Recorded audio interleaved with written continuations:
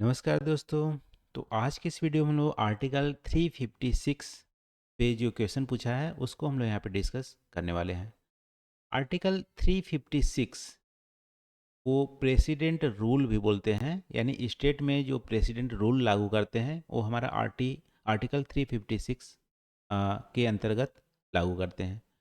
इसमें यहाँ पे क्वेश्चन पूछ रहा है कि जो आर्टिकल 356 का जो यूज है, फ्रीक्वेंसी ऑफ यूज है, वो मिड 1990s के बाद यूनियन गवर्नमेंट ने इसको कम यूज किया है। इसके लिए क्या क्या लीगल और पॉलिटिकल फैक्टर्स रिस्पॉन्सिबल हैं। ठीक है, तो सिंपली आपसे पूछ रहा है कि 1990s के मिड के बाद आर्टिकल 356 का यूज कम हो गया है, इसके लिए क्या लीगल या पॉलिटिकल फैक्टर्स हमारा रिस्पॉन्सिबल है। तो इंट्रोडक्शन पार्ट में आप सिंपली बताओगे आर्टिकल 356 होती क्या है। तो आर्टिकल 356 में क्या होते हैं कि किसी भी स्टेट गवर्नमेंट में यदि स्टेट मशीनरी फेल हो गई है, दो तरह से होती है।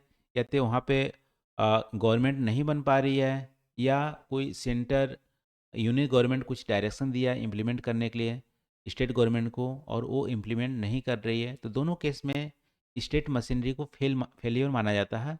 और इस केस में प्रेसिडेंट के पास पावर है, यानी कि अपना संविधान प्रेसिडेंट को पावर देता है कि आर्टिकल 356 के तहत स्टेट गवर्नमेंट को हटा के अपना प्रत्यक्ष नियंत्रण कर सके। ये हमारा आर्टिकल 356 है। अब देखोगे 1990s के दशक के बाद इसका थोड़ा सा यूनियन गवर्नमेंट ने कम यूज करना, इसकी फ्रीक्वेंसी है जो कम यूज कर रहा है। इसके लिए बहुत सारे रीजन्स रिस्पॉन्सिबल हैं। पहला तो आप बोल सकते हो कि जुडिशियल स्क्रूटनी यहाँ पे ज़्यादा होने लगी है। कोई भी प्रेसिडेंट रूल यदि आती है किसी भी स्टेट में, तो सुप्रीम कोर्ट के पास मामला चला ही जाता है।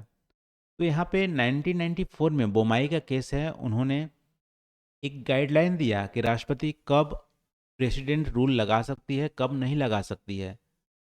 तो इन सारी चीज़ों के चलते थोड़ी सी क्लैरिटी आई है, और यहाँ पे जुडिशियल जो हमारी स्क्रूटनी के चलते हमारी फ्रीक्वेंसी जो है वो हमारी कम हो गई है। तो 1994 में जो जजमेंट आया था उसके बाद से इसकी फ्रीक्वेंसी जो यूज है वो हमारा कम हो गया है। तो ये भी आप एक पहला मेजर हमारा रीजन है। इसके अलावा आप देखोगे तो मिड 1990s के बाद जो कोalition की गवर्नमेंट आई थी, चाहे वाजपेयी की हो चाहे उसके बाद कांग्रेस की हो, तो थोड़ा सा यहाँ पे कोalition की गवर्नमेंट आई थी। उसके वजह से राज्य की भी हेल्प की ज़रूरत थी यूनियन गवर्नमेंट को फॉर्म करने में। और इसके चलते जो यूनियन गवर्नमेंट है वो थोड़ा सा राज्य सरकार को डिसमिस करने में सतर्कता महसूस करती थी, और इसके फ्रीक्वेंसी को कम यूज किया जाता था। तो कोलिशन का गवर्नमेंट भी पहला रिस्पॉन्सिबल है। इसके बाद क्या है कि हमारा पॉलिटिकल अवेयरनेस पीपल में भी आया, और फेडरलिज्म को ज़्यादा तवज्जो दिया जाने लगा कि स्टेट गवर्नमेंट को डिसमिस करना फेडरलिज्म जो है उसके खिलाफ है।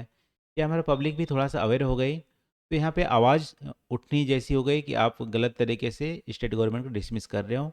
तो इसके चलते भी हमारा थोड़ा सा फ्रीक्वेंसी कम हुआ है आर्टिकल 356 का यूज करने का। इसके अलावा इंटरनेशनल जो हमारा स्टेज है वहाँ पे इंडिया की जो इमेज है उसको भी हार्म पहुँचता है। जब आप किसी भी स्टेट गवर्नमेंट को डिसमिस करते हो गलत तरीके से, तो ऐसा माना जाता है कि जो डेमोक्रेटिक जो प्रैक्टिस है उसको आप कंप्रोमाइज़ कर रहे हो। इसकी वजह से इंटरनेशनल इमेज इंडिया के बिगड़े नहीं, इसके लिए भी हमारा कम इसकी फ्रीक्वेंसी यूज होता है।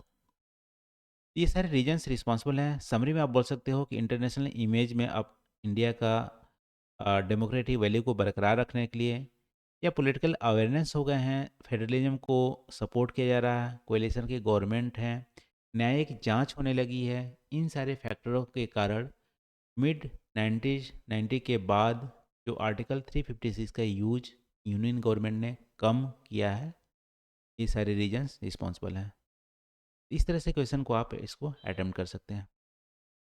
तो आज के लिए बस इतना ही दोस्तों। Thank you for watching. मिलते हैं अगली वीडियो में नए टॉपिक के साथ।